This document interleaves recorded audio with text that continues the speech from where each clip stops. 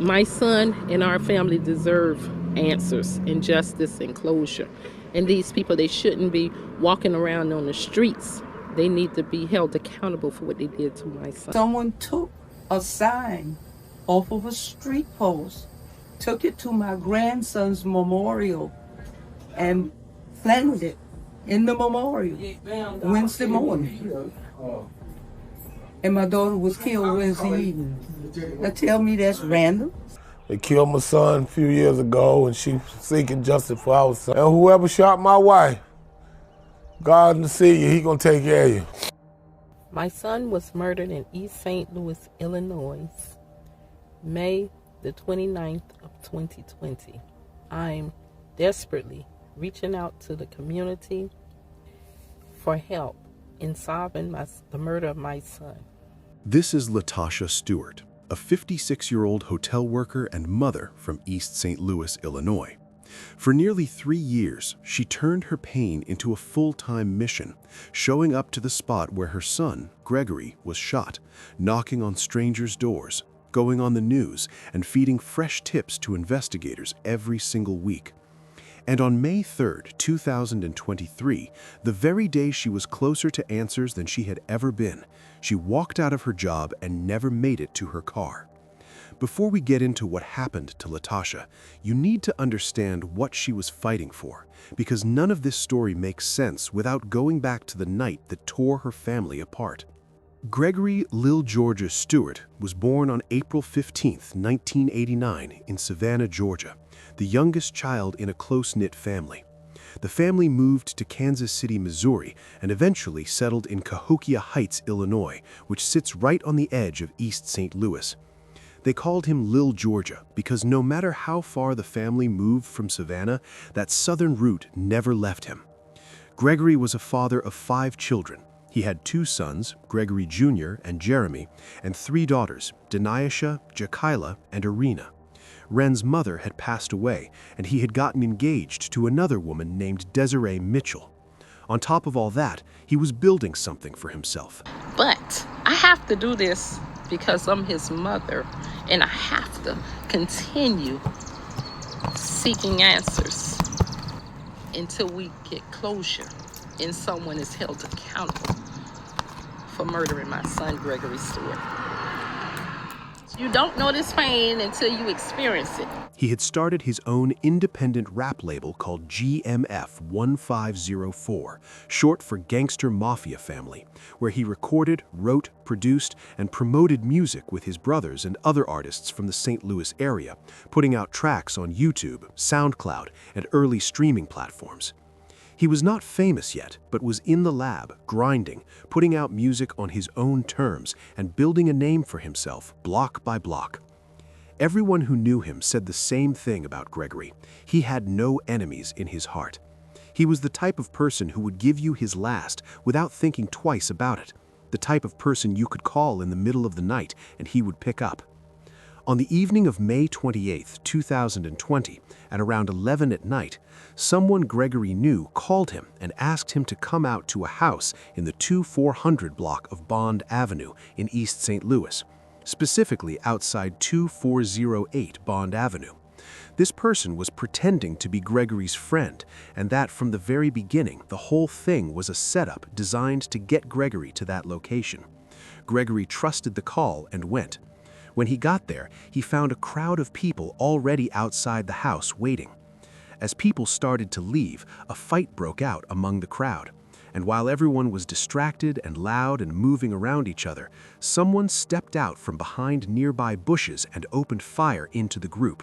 And like I say, today it's my family, tomorrow, but I would hope not, But I send my prayers and my love and everything out to these other mothers and parents that have lost their children, because I know their pain and their hurt, and I pray that they receive justice. Gregory was hit. He was rushed to the hospital and died the following day, May 29, 2020. The shooter ran and was never caught. The East St. Louis Police Department and Illinois State Police opened a joint investigation into the killing, and it went absolutely nowhere. No arrests, charges, or names ever released to the public, just an open file collecting dust while a family was left to sit with the weight of it all. Latasha Stewart was born Latasha Blackman on November 15, 1966, in Savannah, Georgia. She had served in the U.S. military, built a marriage with her husband, Paul Stewart, raised a family, and worked as a banquet server at the Marriott St. Louis Grand Hotel for more than 20 years.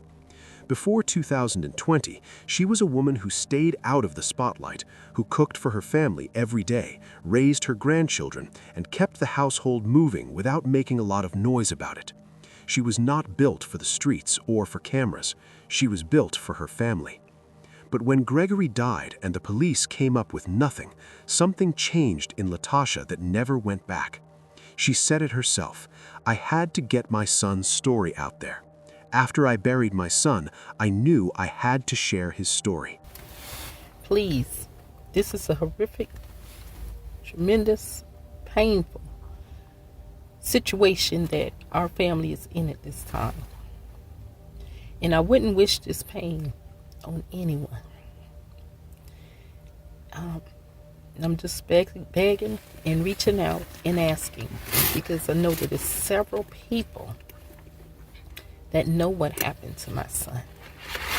And I'm asking God to put it on their hearts, in their conscience, so that they can come forward and tell the truth and help our family to get closure. Also, that our son's bloodshed will be off of their hands and they can feel good because they came forward and they did the right thing, which was revealing the truth. And she was not playing around when she said that. Within weeks of burying her son, Latasha became a one-woman operation dedicated entirely to keeping his case alive. She started going back to the murder site on Bond Avenue at least twice a week, rain or shine, for years straight. She organized annual rallies and marches at the exact corner where he was shot, pulling people out of the neighborhood to pray together and demand that somebody say something. She put up billboards across East St. Louis, starting with one near I-64 in Emerson Park and adding more over time until Gregory's face was showing up all over the city. Every time she stepped out publicly, she and her family were wearing the same bright red and white t-shirts with his photo printed on them, making sure nobody who saw them could forget whose name they were carrying. She also went hard online. She ran the Facebook group Justice for Gregory Stewart, kept up a YouTube channel, and stayed active on Twitter, posting about the case every single day so that when the news cycle moved on, the family never did. She kept showing up on KSDK, KMOV, Fox 2, and in the Belleville News Democrat, over and over, standing in front of cameras and begging anyone who knew something to come forward. She knocked on doors in the neighborhood. She added $1,500 of her own family's money to the reward for anyone with information that could lead to an arrest. We need answers! We need answers!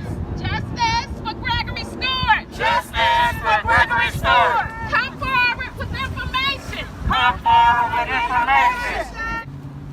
These people need to be arrested and charged and held accountable for what they did to my son, Gregory Stewart.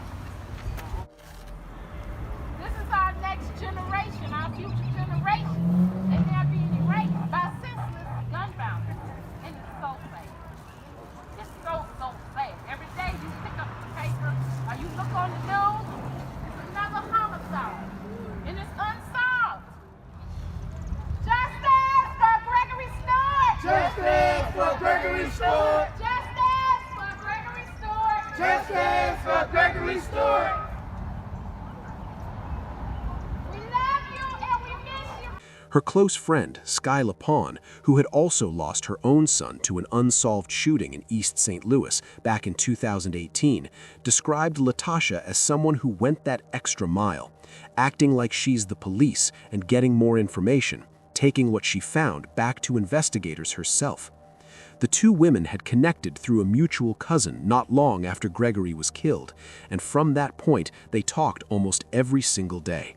They marched, cried and pushed together, two mothers fighting the same broken system with everything they had, and both of their sons' cases still unsolved.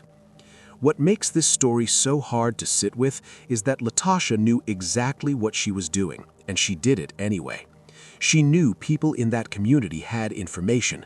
She knew being this visible about certain things in a neighborhood like that was not a safe position to be in. And she went back anyway, twice a week, every week, because she had already decided that staying quiet was the one thing she absolutely could not do. I had to get my son's story out there. That sounds like a quote from somewhere. By the spring of 2023, she was making real moves. She had been talking to Crime Stoppers with new information and had just helped push the reward even higher. And then, on the morning of May 3rd, 2023, something happened that her family still talks about as the moment the warning signs were impossible to ignore. Someone took a real physical street sign and placed it directly on Gregory's memorial at 2408 Bond Avenue. The family believed it was put there on purpose to point them toward a specific house nearby, a direct taunt from someone who knew what Latasha was doing and wanted her to know they knew. She called the police and reported it that same morning. His daughter over there crying. These people in East St. Louis don't care nothing about that. These police don't care nothing about that hollering. You hear me? It's corrupted. Cortez Rice is a civil rights activist from Minnesota and was a close companion to George Floyd. He traveled to East St. Louis to support the Stewart family during the rally in March. And just advocate for families, seeking justice for the families, for us against stolen lives, against police brutality, gun violence, and racism. So, I'm here for Gregory Stewart's family. That's what I'm here for. Not only my son, I advocate and speak for everyone else that's lost their loved ones. And we need help in solving these murders in East St. Louis. They need help. That evening, she went to work. Around 6 in the evening on May 3rd, 2023, Latasha clocked out of her shift at the Marriott St. Louis Grand Hotel at 419 North 9th Street in downtown St. Louis and walked to the hotel parking garage to get to her car. She was shot multiple times while she was walking to her vehicle. It was Paul Stewart Jr., her eldest son, who found his mother in that garage. Latasha was lying directly behind her car with gunshot wounds to her chest and her side. Paul tried to bring her back in those first moments, doing everything he could before the first responders arrived and the paramedics took over. However, she was already gone and was pronounced dead at the scene. Days later, Paul stood at an official police press conference and spoke through tears in front of the cameras. He said his mother was the rock in our family and that justice would come. His father, Paul Stewart Sr., told reporters that Latasha was an outstanding wife who had always taken care of everyone around her, that she was sweet and outspoken and never stopped fighting for Gregory even for one day. The victim is 56-year-old Latasha Stewart, and we're told that Stewart was an employee at the Marriott Hotel here in downtown St. Louis, and her body was found at the Marriott's parking garage behind me, behind her vehicle. She got in the car leaving her job. They shot her 3 times. And whoever shot my wife, God will see you. He gonna take care of you. An East St. Louis family overcome with grief after their loved one was shot and killed after leaving work. Police say 56-year-old Latasha Stewart was gunned down in the Marriott Hotel parking garage where she worked. Officers were called to the parking garage at North 9th Street and found Stewart shot multiple times. And once the gunman caught. She was gunned down yesterday, shot 3 times. They killed my son a few years ago, and she's seeking justice for our son. The Illinois State Police come to my house, tell me ain't nothing they could do. Now they done killed my wife, the same people. And now I don't know what to do about this situation. I don't have no help but God. He said he was grateful that the St. Louis police moved fast on finding a suspect, but made clear that the people in Illinois responsible for Gregory's case still had not given this family a single answer after 3 full years. St. Louis Metropolitan Police began investigating immediately after Latasha's body was found. The garage at the Marriott was secured, and officers started pulling surveillance footage from the hotel and the surrounding businesses in downtown St. Louis. At first, they did not have a name or a face, but they had camera footage covering the area, and they were working through it. Then, on the very next evening, May 4th, a man opened fire on 2 people on the 3rd level of the same garage. He shot a 32-year-old man in the forearm and a 33-year-old man in the torso and leg. Officers who were already doing foot patrol nearby heard the shots and responded quickly. Both victims were taken to hospital and survived. Police now had a second crime scene in the exact same location, and they had a survivor who could describe what the attacker looked like. The following day, May 5th, the same man showed up in that garage again. This time, he reportedly pulled out a gun on a couple in what looked like an attempted robbery. A security guard stepped in and the gun jammed. The man tried to run, but the police had been alerted, and some officers chased him on foot through downtown St. Louis. During that chase, he threw the handgun onto the roof of a nearby building. A witness who saw it happen pointed officers to where the gun had landed, and investigators retrieved it using a ladder. The suspect was caught and taken into custody shortly after. Police still on the hunt for who killed Latasha Stewart and why. We're outside the parking garage where it happened on 9th Street, and you can see cameras at the entrance, but inside there aren't that many cameras. Now money is being put on the table to get answers for this loving mother and her son. A working mother trying to find what happened to her son, raising her other children, and then this right out of the blue. Latasha. His name was Deshaun King Wilson, a 35-year-old man. He told investigators he was homeless and had been sleeping in the parking garage. Once Wilson was in custody, investigators started connecting the dots between him and the 2 earlier shootings. The surveillance footage from around the hotel placed him at the scene on the night Latasha was killed. One of the surviving victims from the May 4th shooting looked through a photo lineup and positively identified Wilson as the man who shot him.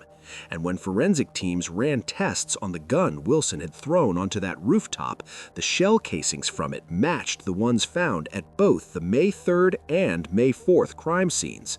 The same gun, the same man, 2 shootings in the same garage within 24 hours of each other. On May 6, 2023, the St. Louis Circuit Attorney's Office formally charged Wilson with first-degree murder for the killing of Latasha, 2 counts of first-degree assault for shooting the 2 men on May 4th, 3 counts of armed criminal action, and unlawful possession of a firearm.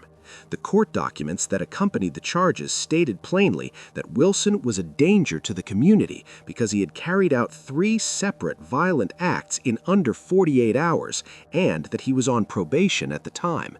He was ordered to be held without bond, meaning he was not getting out while the case moved through the courts. What made the whole situation even harder to accept was that Deshaun King Wilson had already shown who he was long before May of 2023. Back in 2017, he had been sentenced to 6 years in a Missouri prison after being found guilty of tampering with a motor vehicle and resisting arrest. Her co-worker says she will be missed. She was a pleasant mother. She was a great person to work with. What I love about her is that she was a patient person. Police are reviewing security cameras on the garage. Did his time and got out. Then, in April of 2022, he was arrested again after allegedly shooting a 68-year-old man in the leg in St. Louis, with shell casings literally found in his own pocket as he was leaving the scene. He was charged with assault, an illegal weapons offense, and criminal action involving a firearm. Here is where it gets hard to swallow. Wilson was released from jail on a personal recognizance bond in June of 2022, which means he walked out without spending a single dollar. His trial on that case had been pushed back several times and was rescheduled for June of 2023, just a few weeks after Latasha's murder. So when he killed her in May of 2023, he was a man with a pending gun case from the previous year, free on bond, already on probation, and apparently sleeping in the very same parking garage where she worked, and the system that was supposed to keep him off the streets had let him walk. Police Captain Pierre Benoit told reporters that all 3 garage incidents were random and not connected to any specific target, and that Wilson lashed out at whoever came near him. They were not suggesting any link between Latasha's death and her years of pushing publicly for justice in Gregory's case. Stewart called Regional Crime Stoppers Executive Director Alicia Pashota just days before she was murdered. That last call was about her son's unsolved homicide. She was going to call me back, and then this morning I found out that it was her in the parking lot of the garage. I was completely shocked that that was someone I knew, and she would call me and talk to me on a monthly basis. But Latasha's mother, Minnie Gilbert, stood at that press conference and made clear she was not buying that explanation. She talked about the street sign placed on Gregory's memorial that same morning and the tips Latasha had just given to Crime Stoppers. She talked about 3 years of her daughter being the most visible, vocal person in a community where being that visible about murder cases comes with real risk. And then she looked at the cameras and said, "Now tell me that's random." As for Deshaun King Wilson, he remains in state custody, as confirmed by a federal lawsuit he filed from prison in July of 2025. As of the time this video was made, no trial date, no agreement with prosecutors, and no sentence in Latasha's murder case has been publicly announced. The case is still working through the courts. Latasha Stewart's death did not quiet the story. If anything, it made it louder, because it became impossible for anyone paying attention to separate what happened to her from the much bigger conversation about what happens to mothers in places like East St. Louis and St. Louis when they refuse to let the streets swallow their children's names. Latasha used to record those videos standing right in front of the house on Bond Avenue where her son was shot in whatever weather was happening that day, and she would look directly into the camera and make her case to anyone willing to listen. She said she was going to keep fighting until her last breath, and, as painful as it is to say, she was true to her word. What do you think about this case? Do you think there's more to Latasha's death that is being revealed right now? Let me know in the comments section. Also, click on one of the cards on your screen to see more videos like this. See you in the next one. Good morning. I am Gregory Stewart's mother. My son, Gregory Stewart, he was murdered May the 29th of 2020 in East St. Louis, Illinois, at 248 Bond Street.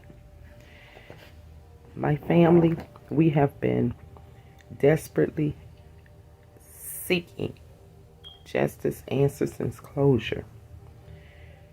We have been advocating and keeping his story out, spreading awareness of what happened to him in hopes of someone hearing his story and coming forward with the truth and contacting the Crime Stoppers at 1-866-371 or the Illinois State Police. We have done basically everything humanly possible, from putting up a billboard, creating social media, Facebook pages for my son, doing rallies, marches, and we're just praying that through all of this, we know that people know who did this to my son, but that they'll come forward with the truth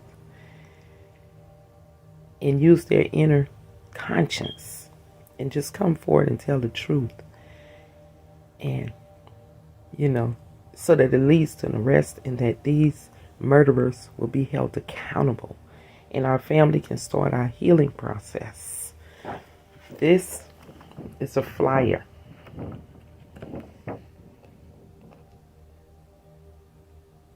This flyer right here, my family, we have put this flyer up on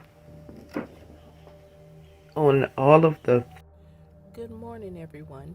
This is Gregory Stewart's mother. My son was murdered in East St. Louis, Illinois, May the 29th of 2020. I'm desperately reaching out to the community for help in solving the murder of my son. Imagine if you all were in my shoes, how you would feel. Today it's me, but tomorrow it could possibly be you in the same shoes as I'm in today. And I can guarantee you that you'll be reaching out to the public because you need the public's help in answering and solving the murder of your loved one. Please, this is a horrific, tremendous, painful situation that our family is in at this time. And I wouldn't wish this pain on anyone. I'm just begging and reaching out and asking because I know that there's several people that know what happened to my son. And I'm asking God to put it on their hearts, in their conscience, so that they can come forward and tell the truth and help our family to get closure. Also, that our son's bloodshed will be off of their hands and they can feel good because they came forward and they did the right thing, which was revealing the truth about these people that are responsible for my son's murder. Also, I pray and I ask Jehovah to put it on the killer, the shooter, as well as those ones that was out there that night, that they'll come forward and tell the truth. Or anyone that they have spoken to and revealed this information. This was a senseless murder. And it took our loved one away from us. This is just a void in our life that can never be replaced. But I'm looking, and my family is looking for the day that the persons that are responsible for my son's murder is arrested and convicted. And then after that, at least we'll have some type of closure. And, we'll never get my son back. But one thing, we have the hope of seeing him in the paradise, in the resurrection. So I know that I'll be reunited again with my son. But in the meantime, I'm praying for justice on this side because we need answers and my son deserves justice and closure. And the perpetrators need to be held accountable for what they did to my son.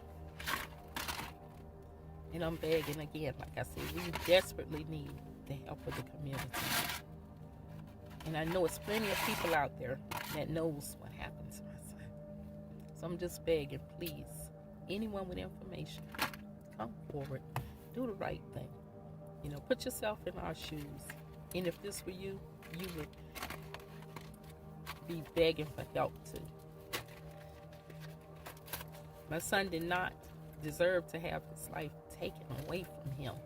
He had so much goals and dreams and ambitions and things to achieve in his life. And that is what he was trying to do. He left behind 5 beautiful and handsome children, and 2 of whom right now are parentless. Imagine if you were a child. How would that make you feel?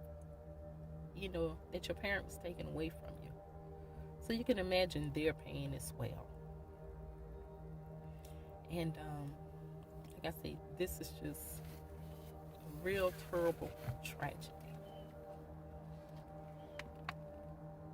And I pray and I believe in God, and I know that Jehovah is going to reveal the truth